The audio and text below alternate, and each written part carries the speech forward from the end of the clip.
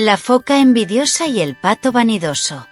Había una vez, en un lugar donde el mar se encontraba con la tierra, una pequeña foca que vivía en las frías aguas del océano.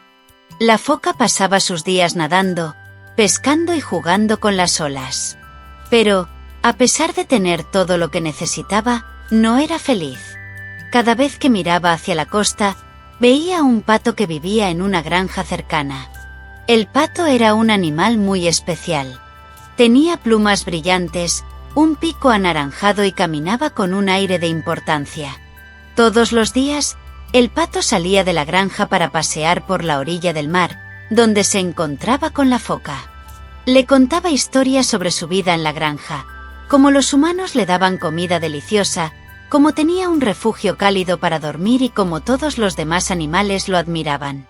La foca escuchaba con atención, pero cada palabra del pato la hacía sentir más triste. ¿Por qué yo no puedo vivir en una granja? ¿Por qué no tengo un hogar cálido y comida fácil?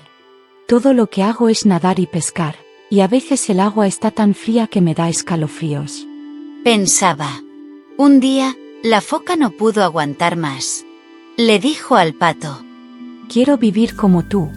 Quiero tener un hogar en la granja, comer comida deliciosa y que todos me admiren.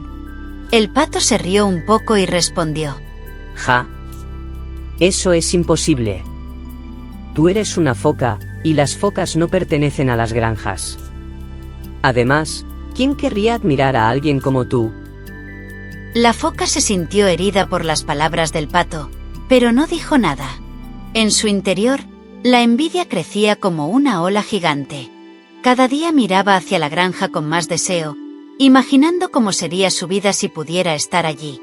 Mientras tanto, el pato seguía presumiendo. Caminaba de un lado a otro, mostrando sus plumas y contando historias exageradas sobre su vida en la granja. Pero lo que el pato no sabía era que los humanos de la granja tenían un plan para él. Cada vez que le daban comida, lo hacían engordar un poco más. Pronto, el pato estaba tan gordo que apenas podía caminar. Un día, la foca notó que el pato no había venido a la orilla como de costumbre. Preocupada, decidió investigar. Nadó hasta la costa y, con mucho esfuerzo, se arrastró hasta la granja. Allí, escondida detrás de unos arbustos, vio algo que la dejó helada. El pato estaba encerrado en un corral, mucho más gordo de lo que recordaba. Los humanos hablaban entre sí, señalándolo y riendo. Uno de ellos dijo: Este pato está listo para la festividad. Será el plato principal. La foca sintió un nudo en el estómago. El pato estaba en peligro. Aunque él había sido vanidoso y presumido, ella no podía dejarlo morir. Con valentía, salió de su escondite y comenzó a ladrar como un perro rabioso, haciendo tanto ruido que los humanos se asustaron y salieron corriendo. La foca se acercó al corral y con sus fuertes aletas, logró abrir la puerta. Pato, coge. Tienes que escapar. Gritó.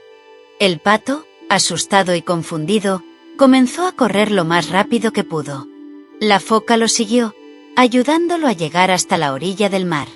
Una vez allí, el pato se derrumbó, exhausto y lleno de miedo. ¿Por qué hiciste esto? Preguntó el pato, mirando a la foca con lágrimas en los ojos. Porque eres mi amigo. Aunque a veces eres presumido, no mereces que te hagan daño. Respondió la foca. El pato bajó la cabeza, sintiéndose avergonzado. Tenías razón. La vida en la granja no era tan maravillosa como yo creía.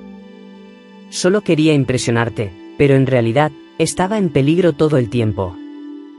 Dijo. La foca sonrió y le dijo: No importa. Lo importante es que ahora estás a salvo. Desde ese día, el pato y la foca se convirtieron en grandes amigos.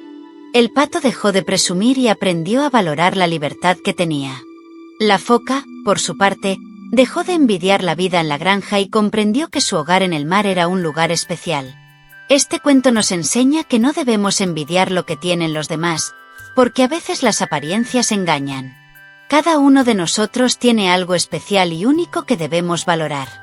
Además, es importante ser humildes y no presumir de lo que tenemos, porque la verdadera felicidad está en la amistad y en ser buenas personas. Hasta la próxima aventura.